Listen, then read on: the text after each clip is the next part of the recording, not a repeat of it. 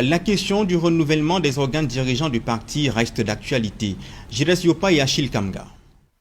Plusieurs sujets seront certainement à l'ordre du jour du congrès annoncé du Rassemblement démocratique du peuple camerounais.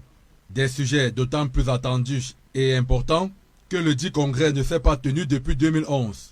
Entre-temps, beaucoup d'eau a coulé sous le pont. Plusieurs membres du comité central et du bureau politique sont décédés. Il faudrait peut-être commencer par là. La question de leur remplacement va se poser comme ces dernières années, avec acuité, dans un environnement du parti marqué par l'immobilisme presque total. Les militants, et pas des moindres, réclament à corps et à cri la tenue de ce congrès afin que soient remplacés les responsables des organes dirigeants au niveau central. Que dire de la frustration des jeunes du parti qui continuent de ronger les pouces en attendant leur moment? Sous cap, beaucoup libèrent la parole et s'insurgent contre la confiscation du pouvoir par les grabataires du parti. Ils sont cependant cantonnés au sein de l'OJRDPC, ayant parfois dépassé la cinquantaine. Au nom de la fameuse discipline du parti, c'est motus bouche cousue. Je ne suis pas d'accord aujourd'hui que le président, n'est-ce pas, de l'OJRDPC national soit au-delà de l'âge. C'est clair. On n'a pas besoin de fermer les yeux. On n'a pas besoin de lumière. Pour ça, c'est pas normal. Parce que les conditions d'âge sont définies par les textes du parti. Qui doit être de l'OJRDPC? Moins de 45 ans. Donc ça veut dire qu'il n'est pas, c'est pas normal qu'il soit. Assurément, dans un contexte normal, le congrès du Rassemblement démocratique du peuple camerounais aurait été animé. Pour l'heure, nul ne peut dire exactement quand est-ce qu'il se tiendra. Le secrétaire général du comité central du parti, ayant lui-même entretenu le mystère sur la date exacte, se contentant de déclarer que le congrès interviendra en son temps. Happy birthday to you. Happy birthday to you. C'est l'anniversaire du parti RDPC, célébré ici à Kribi. Mais le parti de la flamme cache mal de graves dissensions dénoncées ici par un jeune leader politique. Chers camarades, mesdames et messieurs, notre grand parti se meurt chaque jour et à petit feu, à Kribi 2. Depuis la fin des opérations de renouvellement des bureaux des organes de base du parti, nous assistons à un phénomène du Far West qui déstabilise chaque jour notre parti à la base. Ceci prôné par ceux-là même que vous nous connaissons tous, déclarant tout le temps, je cite, c'est moi le comité central, ce que je dis, c'est ce qu'on fait. Au-delà de ces velléités de division au sein du parti dénoncé ici, le brassage des différentes communautés présentes à Kribi est souhaité et salué. Les divisions et les guerres au sein du RDPC dénoncées ici pourront fragiliser gravement le parti de Paul Biya dans les toutes prochaines compétitions politiques si rien n'est fait. Dans la capitale Douala, la 40e année du parti au pouvoir a attiré grand nombre, aussi suscité un regard mitigé des populations sur le bilan de la chapelle politique de Paul Biya. Mais aussi pour les sympathisants, l'embellie sur ce bilan reste le même. Regard croisé de ces réactions avec Cédric Chouna et Jean-Paul Mboyo. C'est un regard mitigé que les populations de la ville de Douala portent, lassées, disent-elles, par autant d'abandon de la part du parti au pouvoir, au moment où le Rassemblement démocratique du peuple camerounais célèbre avec faste l'an 40 de sa création. Leur réponse enveloppée d'ironie témoigne à la fois de leur désillusion et de leur grande déception. On est content. Si tu ne dis pas comme ça, tu vas dire que c'est pas bien, on va faire comment? C'est ça qu'on dit que... Ce constat est le même pour certains sympathisants du parti du Flambeau qui se disent surpris ces dernières années par le virage idéologique de ce parti qui ne tient plus en compte le bien-être de l'ensemble de ses enfants. Négatif ou positif, ça que je sens dans sa peau. Il y a d'autres gens qui sont là parce qu'ils sont obligés d'être là. Pas parce qu'on est forcément content. Vous savez, on ne dit pas forcément ce qu'on consent. Vous me comprenez? Mais pour les plus fervents militants, il y a du crédit à relativiser. Car pour eux, le bilan de l'an 40 reste élogieux, nonobstant quelques crises qui freinent la dynamique du renouveau. Il y a encore mieux à faire. Il y a le chômage qu'il y en a, mais on ne peut pas tout faire. Il faut aussi le reconnaître. Donc nous voulons consolider ce qui est déjà acté. Nous voulons consolider les acquis, n'est-ce pas, que notre président national, François Paul Biya, a de Camerounais et améliorer, n'est-ce pas, pour le futur des Camerounais. Le problème que nous avons et dont lui-même il reconnaît, c'est d'améliorer, n'est-ce pas, le panier de la ménagère et de pouvoir faire en sorte que la santé de tous les Camerounais soit, n'est-ce pas, bien pourvue. À quelques mois de l'élection présidentielle au Cameroun, le président Paul Biya, qui n'a toujours pas annoncé officiellement sa candidature, reçoit de part et d'autre des motions de soutien de la part de ses militants qui lui prédisent d'ores et déjà une victoire sans appel face à l'opposition qui continue à appeler à la révision du code électoral. Lorsque vous venez dire la vérité, même ceux qui sont contre vous vous aident à dire la vérité. Je salue d'abord la population de Bilolo, c'est-à-dire mon quartier préféré à Kribi. Je connais bien le terrain. Et je salue M. Lucien Célestin Piadou, qui a eu le courage de dire au micro, à l'endroit que je connais, que leur parti se meurt chaque jour à petit feu. J'espère que Yurt, je ne sais pas comment vous avez pris ça, mais vous allez prendre le courage d'accepter qu'on vous dise que ça ne va pas. Tant que vous allez rester dans votre bulle, les 17 355 membres là, ça va devenir peut-être 6 000. Parce que, comme dit Lucien, ça se meurt chaque jour. Pour preuve, moi j'attends de voir les images du Grand Nord. J'attends d'avoir les images du sud-ouest, du nord-ouest. J'attends de voir le caméraman qui va nous présenter en large spectre ces cérémonies. Sans charter, bien sûr. Ah ben finalement, qu'est-ce que vous... J'ai dit bien, sans charter, voir bien sûr. Les meetings, le RDPC, vous allez voir. Le RDPC, les hommes sérieux, les femmes sérieuses dans le RDPC, à l'instar de Lucien Célestin, ont déjà pris conscience. Ils avertissent les aveuglés. Sortez de cette caverne. Voyez avec vos deux yeux. Ne voyez pas avec le reflet de ce qu'on vous envoie. Le RDPC n'est plus un parti politique. C'est un conglomérat des hommes d'affaires qui soit fuient les impôts ou protègent les impôts, soit ont la charge de torturer la justice. Ce n'est plus un parti politique. Ce que tu attends de moi, c'est que je dise que vous les jeunes là, reprenez la vraie flamme, vous relevez les statuts, vous relevez le règlement intérieur et vous convoquez, comme a dit le procureur général, l'état de droit dans le RDPC. C'est-à-dire vous commencez par respecter la légalité républicaine et la légitimité populaire, d'abord dans le RDPC. Il faut que vous commenciez d'abord par dire au président de la République que l'article 18 te sanctionne, que l'article 19 du code électoral te vomit, et que vous commencez d'abord par vous appliquer cela. Si vous ne le faites pas, aucun Camerounais n'est dupe. Le jour du vote, je vais chercher mon ami du RDPC, on va aller voter ensemble. Si chacun tient la main de sa part d'amis du RDPC, on va voter ensemble et on s'assoit. On fait le bilan ensemble. Vous voyez, sans la guerre, comme vous et moi on est en train d'échanger là, le Cameroun sera en paix et on va repartir sur la belle base. C'est-à-dire le Cameroun va se construire de la bonne manière. Le procureur général a dit, l'administration apprenait à respecter la loi.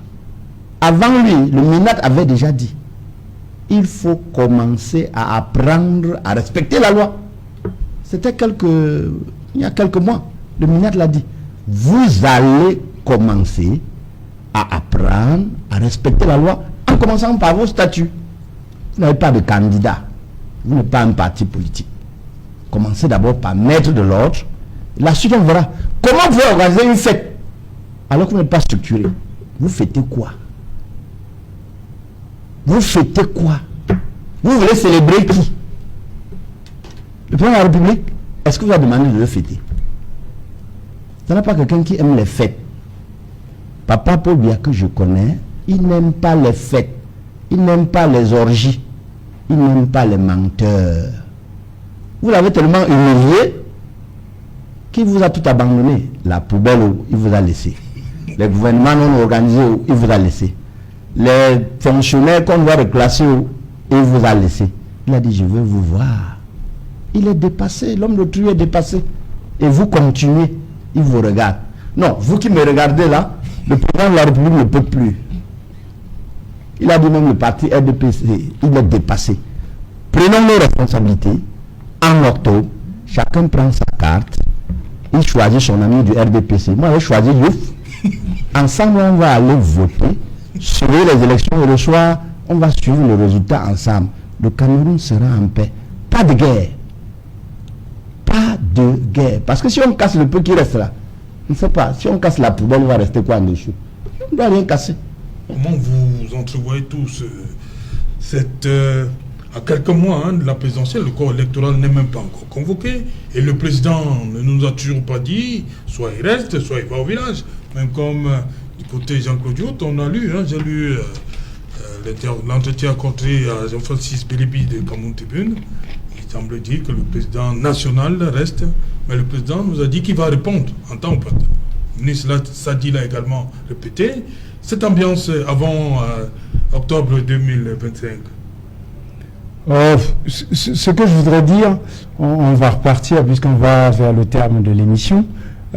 C'était jour de fête pour certains aujourd'hui. Vous leur avez fait l'honneur de travailler sur cette thématique. Nous sommes venus y répondre, les accompagner, et nous avons bien compris leur discours. Leur discours est clair, ils sont dépassés, ils n'y arrivent pas, ils ont essayé pendant 40 ans, ils n'y parviennent pas. La démocratie a différents rythmes et apparemment ils n'ont plus la capacité de tenir ce rythme-là. Donc on comprend bien qu'ils sont prêts à accepter que d'autres prennent la relève, puisque ce sont les démocrates, ont-ils dit. Alors à partir de là, on peut donc dire que lui, vous pouvez célébrer aujourd'hui, mais quelle que soit la longueur de la nuit, le jour finit par se lever. Le jour va se lever, et ce qui va se passer, ce que nous proposons aujourd'hui aux Camerounais, c'est d'être prêts à sortir justement de ce marasme, à sortir et avoir de vraies perspectives. De vraies perspectives pour ce pays, enfin donner la possibilité aux gens d'exprimer leur talent et d'arriver à un pays qui est à la hauteur des Camerounais, parce que finalement, on se rend quand même compte que des gens, ils ont essayé, et toutes les idées ne sont pas mauvaises, d'accord, mais ils n'y arrivent plus. Donc, quand je parle de perspective, ça me fait penser, en suivant votre journal, à ce qu'on a vu sur la tuberculose. On se dit, aujourd'hui, il y a une chance de prendre notre destin en main, d'arrêter avec ce fonctionnement actuel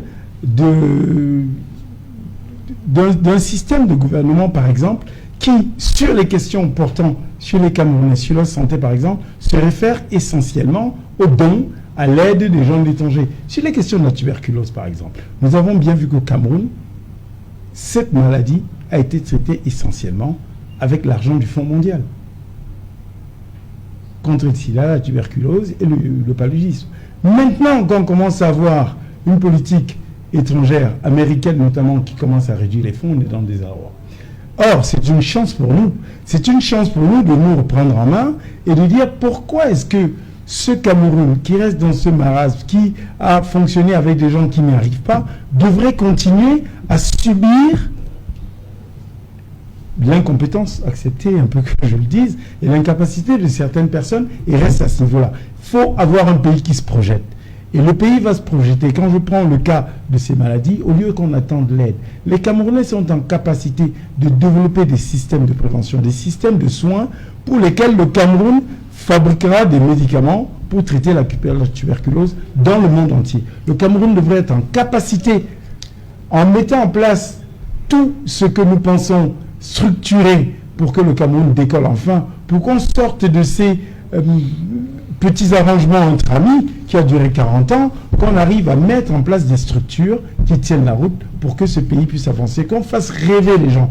Il est question de ça. 2025, c'est pas juste une question de se dire ouais bon maintenant on va essayer de passer à autre chose. Non, on va enfin faire en sorte que les Camerounais croient. Et comme ça a été dit tout à l'heure par les autres copanélistes, il ne faut pas que les gens aient peur. Il y a une peur et on fait croire aux gens qu'ils ne peuvent rester car ce que quelques 17 000 habitants, avec 17 000 personnes, vont avec je ne sais pas, Maître Ngefak a les très bonnes formules pour dire tout ça. Voilà, 17 000 personnes ont pris des gens en otage et leur faire croire qu'il va se passer quelque chose de très grave si finalement ce sont d'autres personnes qui arrivent au pouvoir. Non, le Cameroun il est là très bien, avec beaucoup plus d'espoir. Et nous avons aujourd'hui des personnalités, des Camerounais, des hommes politiques. Là, je pense, et je parle pour l'Union pour la reconstruction du Cameroun, des personnes, à l'instar de Maître Keremouna,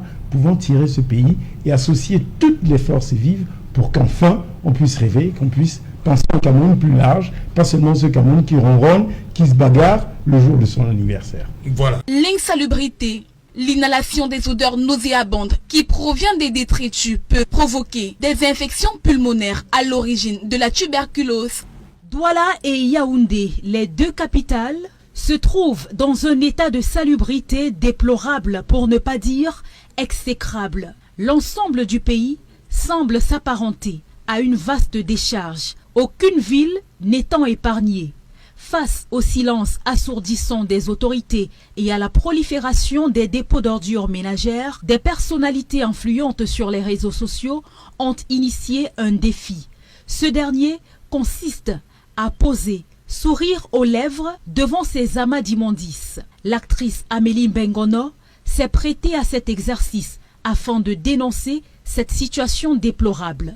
En tant qu'artiste engagée, j'ai l'habitude de créer des contenus de sensibilisation sur différents fléaux. Face à ces fléaux, nous sommes conscients de la responsabilité du gouvernement et nous l'exhortons à prendre acte de nos cris, de nos pleurs. Et en même temps, j'invite tous les citoyens à prendre conscience qu'il est très important de garder son environnement propre parce que l'incivisme a participé énormément à ces désordres urbains. À l'instar de celle-ci, d'autres influenceurs et internautes interpellent les autorités camerounaises. Le défi s'étendant désormais à l'ensemble du territoire national. Mon quartier n'est pas mot comme pour vous, mais c'est bon à nous. Posé devant un tas d'ordures, tout sourire, cet acte ironique de ces personnalités véhicule au-delà de l'image un message de ras-le-bol des populations. Si ces dernières sont parfois accusées d'incivisme, force est de reconnaître que les moyens déployés actuellement par l'entreprise en charge de la collecte des ordures demeurent insuffisants. Les bacs à ordures, autrefois présents à divers carrefours, ont disparu. Cette nouvelle forme de protestation suffira-t-elle à faire évoluer les choses et à assainir nos villes? Seul l'avenir nous le dira, dans un contexte où Isakam réclame plusieurs milliards de francs CFA à l'État du Cameroun. Même bien qu'elle soit verbale, il n'y a pas d'escorter des motos à un parti politique de l'opposition jusqu'à ce que les élections se passent. Et quand il y a l'escorte, il faut qu'on vous fasse une demande. Vous enregistrez tous les motos avec leur carte d'identité. Vous amenez chez le sous-préfet accorde une autorisation d'escorte. Et que le monsieur qui veut escorter, il doit dire pour quelle raison il veut l'escorte. Depuis que vous souffrez, vous avez vu quel parti politique en dehors de RDPC, à côté de vous, il n'y a personne. Ils vont venir vous tromper avec 1000 francs ou le pain. Je vous dis, c'est bien qui est le Dieu. Suivez ce message. Il faut continuer toujours de donner du temps au temps. Moi, je crois que la politique, c'est d'abord l'art de rechercher et d'obtenir l'efficacité.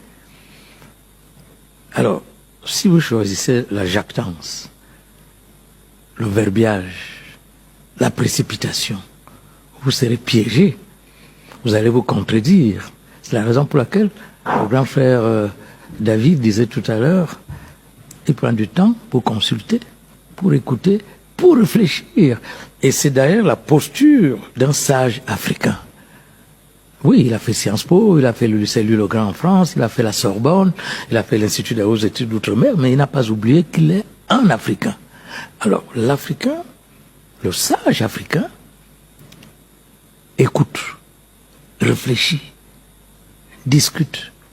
Mais pour qu'il donne son point de vue, il faut qu'il prenne un peu de temps. Alors vous dites maintenant, oui, mais c'est le siècle de la vitesse, c'est la démocratie. Alors on a vu ce que cette précipitation a eu comme effet dans certains autres pays. Le temps médiatique percute le temps politique. Et puis là, il y a une perturbation, puis après il y a un dysfonctionnement généralisé, et on n'arrive plus à rattraper l'efficacité que l'on visait. Moi, je crois que le caractère du président, pondéré, équilibré, tout le monde le sait, discret, auquel il faut ajouter la formation au pré-séminaire et au petit séminaire, où on privilégie le silence, la réflexion, la méditation et même la contemplation. Tout cela l'aide à trouver une solution juste. Mais on a insisté sur le silence. On a peu insisté sur l'action. Le Cameroun, en 42 ans, a connu une mutation copernicienne dans tous les domaines. On va y revenir.